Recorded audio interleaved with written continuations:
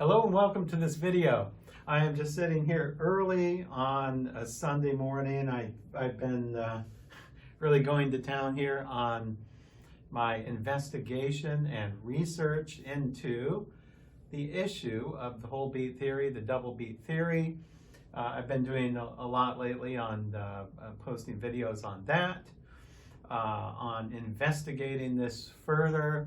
And I am including all of my findings and my research in my forthcoming book, which is called Rhythm and Tempo for Pianists, at least right now in early August 2020. I can say that that's probably what it will be called. And I've been involved heavily in the past couple months for doing research and investigations for this book. And as a little present to you YouTube viewers out there, I am going to provide you pretty soon, hopefully, I'm not sure when it will be done, but it will be a sort of a compilation of various kinds of sections, a couple different chapters out of that book I'm going to compile and put into a big long paper. It's pretty intense. It's a pretty long, intense, technical paper. But I'm going to have it for free for everyone, for all my YouTube viewers and everyone out there. When it's done, I'll have a link for you. You can go to my website and get the paper and read about. The paper is titled, it isn't finished yet, it's titled Making Sense of Historical Metronome Speeds. Making sense of historical metronome speeds. So part of this, a large part of the paper has to do with investigating the double beat or the whole beat system as made well known by Wim Winters. And some of it has to, I actually begin the paper explaining, sort of summarizing my Bach research, which I was involved with well over a decade, studying Bach's works. This is something I got into in graduate school in the early 1990s, and it's something I'm sort of rehashing it, reworking it out. I've kind of let that set for a while and didn't do anything with it. Now I'm sort of bringing it back out again and using some of that for my forthcoming book, and also to help me in my research in this double beat investigation that I'm doing right here. Anyway, I'm sitting here early in the morning, and I have a whole bunch of stuff in front of me in my computer. I was doing, okay, so here's my findings so far. Just let you know my recent findings as of early August 2020. Okay, as some of you know, I agree with Wim Winters on some things. I totally disagree with him on other issues. Okay, so I don't want to, I don't want to make this into some, contentious thing where it's me against him, or okay, there is some common ground here, but I think Wim Winters misses the point entirely on many issues, and these are the things I'm dealing with in my article and my book. So here are my findings so far. Okay, my findings are this. I've investigated the whole beat or double beat theory in a lot of works. Of course I can't do everything, but I've looked, for example, Czerny. Okay, this topic fascinated me because I've been interested in the idea of tempo actually probably long before Wim Winters was, by the way. This is something, the reason why I'm doing this, the reason why I got into this with sort of opposing Wim Winters or addressing his issues, was that this is my area of specialty, or at least it was since the early 1990s. So one of the reasons I call myself Bach Scholar when I started my YouTube channel in 2008 was because of that reason. I don't want to brag, but I'm actually the world's leading authority on tempo in the music of Bach. Okay, I don't want to make a big thing about that. I don't want to sound like I'm bragging, but it's true. And I was involved with well over a decade, probably 15 years, of Bach tempo research. Now I'm sort of bringing it into the 19th century here with this recent book I'm working on and my article and everything. Well, anyway, Czerny, okay? I love the music of Czerny. I do. And, some of you may have heard my old videos that I did a lot of the art of finger dexterity, for example, from Czerny. Well, I was fascinated with this concept of double beat. And my recent research, I've investigated all of the metronome marks that Czerny gave for his art finger dexterity. I also looked at some from the Opus 299, but I've dealt mostly with this opus in detail, just so I could give it its due course. And here are my findings. This is quite shocking. This is quite shocking to those who don't believe double beat. My research, really objective, unbiased research into this, tell me that Czerny absolutely, unequivocally did use the whole beat method. He did use it. That's just my objective theory. It doesn't have anything to do with Wim Winters or anybody else. Just from what I've seen and all the research I've done in tempo, which has been probably, close to 30 years now, 25 years, I can say with all my authority, with everything I know about the way that tempo works, is that Czerny used the whole beat method throughout the entire art finger dexterity, Opus 740. He did. It was very obvious. It's very systematic. Czerny was like a machine. He was a systematic machine. He had his formulas down. His etudes, his studies, work perfectly for this kind of system because the formulaic nature of his music made it such that there are certain categories and things of certain types of speeds. There's like little slightly faster allegros, there's slightly slower allegros, and there's more sort of moderantos. But generally speaking, there are three general kind of tempi that Czerny seems to use in the art of finger dexterity. And what I did was I added up, I have my own system, which I developed with my Bach research. I added up all of Czerny's absolute original metronome speeds, and I calculated the speed of the fastest notes, okay, the fastest note values in the fastest non-ornamental note values.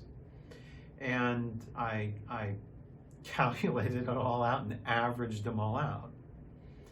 And of course, when read in single beat, they're 2 times faster. They're not impossible to play. Not impossible, but there are not very many pianists around that can actually play all the speeds. There's actually one pianist by the name of Francesco Libeta, Italian pianist that I'm familiar. I used to have a CD recording of these, and it's just incredible. The guy plays like a machine. I mean, I think he plays almost all of Czerny's original speeds here. But, aside from super virtuosi like Libeta that can actually do it, it's really unrealistic to think that, you could play these things in the speed Czerny wrote. So if you take them at half the speed he wrote, the double beat, they become much more playable. And they're still Allegro. And here's the thing I found. When I added up all of the speeds, the speed of the fastest non-ornamental note value in each of his 50 studies in the art of finger dexterity averaged them out. This is where it's really shocking. This is really shocking and quite amazing, I think. From my research in Bach, okay, I have a standard Bach Allegro.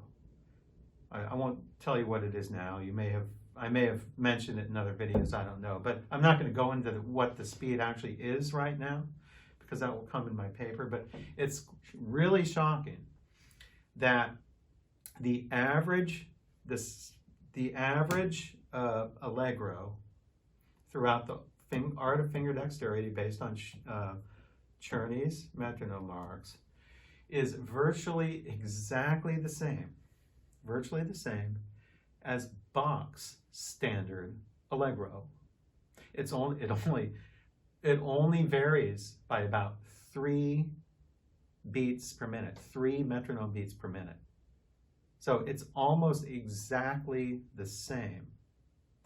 So there must have been some sort of unwritten rule or just some subconscious feeling of an Allegro, sort of a standard Allegro being a standard Allegro. So in other words, if you took a piece in 4/4 time with 16th notes in it and gave it to Bach in the year, say, 1730, and you might say, okay, Mr. Bach, play this. It's Allegro, it's 4/4, it has 16th notes. Bach's Allegro would have been virtually exactly the same as if you did that to Czerny 100 years later. If you said, here you go, Mr. Czerny, here is a piece in 4/4 time with 16th notes. You need to play it just Allegro, just a standard Allegro. Czerny would have chosen the same speed as Bach would have 100 years previously. So there really is no difference between a generic or a standard Allegro in 1730 and 1830, at least according to the way that Czerny operated. He was very formulaic. His studies worked very well under this system. So Bach's music is also formulaic. It works very well under this system. And I just find that just quite shocking, actually. I was expecting to find something much different. And this is what I found using my objective kind of scientific research. I'm not going to go into that right now because I can't explain it in this little video. But anyway, that's what I find. It's really quite shocking. Bach, Czerny, same Allegro. Okay, here's also what I have found. What I have found, that at least of what I've seen so far, my study of metronomes, historical metronome speeds, is that Chopin did not use the whole beat method. Absolutely not. Okay, so I can say with certainty Czerny did. I can say with certainty Chopin did not. Chopin operated with a totally different aesthetic than Czerny did. Chopin's music is not formulaic. It's very highly personal. It's much different from piece to piece. It's not like Chopin was not a machine. Czerny was like some sort of a machine. It's just formulaic kind of music. It's just he popped and pieces out thousands of pieces. Chopin didn't operate like that. He had a totally different aesthetic. Chopin did not, I can say with absolute certainty, Chopin did not use the whole beat method. Okay, that's the main thing I disagree with Wim Winters on. It's absolutely not evident at all that Chopin did that. Now, it is possible, I didn't look at everything. I looked mostly at Chopin's etudes, but it's possible maybe Chopin in his very early days. I haven't looked at early metronome speeds from him, but it's possible that maybe when he was young and sort of learning his craft, like in his teen years, he may have used the double beat system in some of his early things. But I know that his his more mature music does not can't conform to that kind of formulaic system that Czerny can. So, you know, Czerny was a dinosaur. I mean, this guy was like, you know, he lived till through the 1850s. He died in 1857. He was still, you know, the Art of Finger Dexterity was written in the 1840s, like mid 1840s. He was still operating under this double beat system then, when other composers in Europe very likely were absolutely didn't have anything to do with that. So Chopin, no. Czerny, yes, with the double beat theory.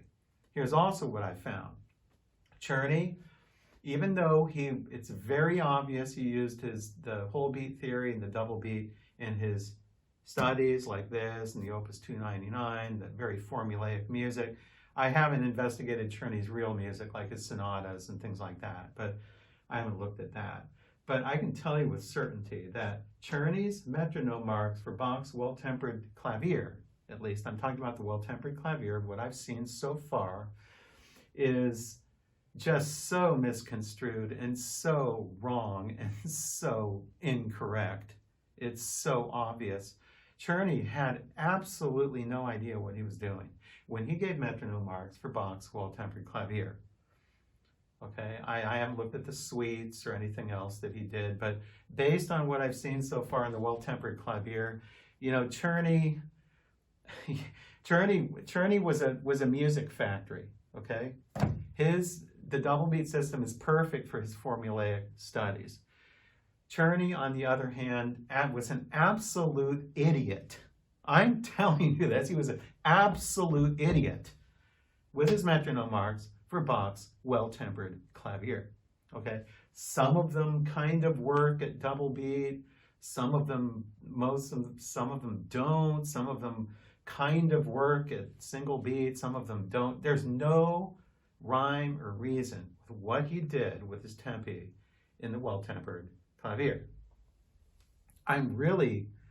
This really gets me worked up because, you know, so many pianists over the years have put so much trust in Czerny's editions of like the well-tempered clavier, and it just, you know, some of the metronome marks are okay. Some of them work well when you do double beat. Some of them are terribly, terribly slow when you do double beat. Some of them are actually pretty good when you do single beat. Others are just terribly way too fast when you do single beat. There's just no rhyme or reason. I could not figure this guy out. He claims to have given his metronome speeds here based on the way he heard Beethoven play Bach's music. Well, what kind of an addition is that? I mean, Beethoven didn't know anything about Bach. So why are you basing something? Can't you just make an addition on your own intuition? Okay, so this really gets me worked up. I cannot stand Czerny's edition of the well-tempered clavier. It's terrible. Do not believe any of his metronome marks in the well-tempered clavier. Some of them work okay, some of them don't. Some of them are okay double beat, some of them are okay single beat. It's just all scattered, it's all misconstrued, it's all a bunch of garbage, okay? Do not put your trust in Czerny. And that's another thing that I would disagree with Wim Winters on. He puts all his trust in Czerny. Oh, Czerny is some sort of god or something. He knows everything about Bach's music. He didn't. Czerny knew nothing about Bach's music. I know more than Czerny does. And apparently, if this is really the way that Beethoven played, if this is truly, truly the tempi that Beethoven played Bach at, well, Beethoven didn't know jack shit either. You know, but how do we know this is true? How do we know these are the exact tempi that Beethoven played Bach's music at? We don't know that. Czerny just says this. So we don't know whether he's telling the truth or whether he's lying. But either way you dice it or slice it, they're terrible metronome marks, and he doesn't know what he's doing. So Czerny was great. He was, you know, in his element when he wrote his formulaic studies and his nice music that conforms really well to the double beat theory. Czerny was an absolute idiot when he gave metronome marks for the well-tempered clavier. That's my opinion. That's my educated opinion, and that's what it's going to be. Because I'm the Bach tempo expert. I know what I'm talking about. So let's just wrap this up. Czerny, great formulaic composer. He knew what he was doing. He wrote great studies. The double beat or whole beat system works absolutely fantastically with his studies. And he agrees with Bach almost 100% on the standard Allegro. I'm not going to tell you what that Allegro was, but they're in total agreement with that. Chopin absolutely did not use the whole beat theory as far as I can see. And Czerny was an absolute idiot when he gave metronome marks to Bach's music, at least based on what I see here on the well-tempered clavier. So those are my recent research findings. I mean, I have a lot more findings too, but I know this video is getting kind of long, so I'll just sort of leave it at that. And you can look forward to my little article coming out that you may read at your leisure when it's finished. I know I've been dragging this on, but it's taken me a while because this is a lot of things I'm dealing with here, but that's my recent research. So thank you for listening to this video, and until we meet again.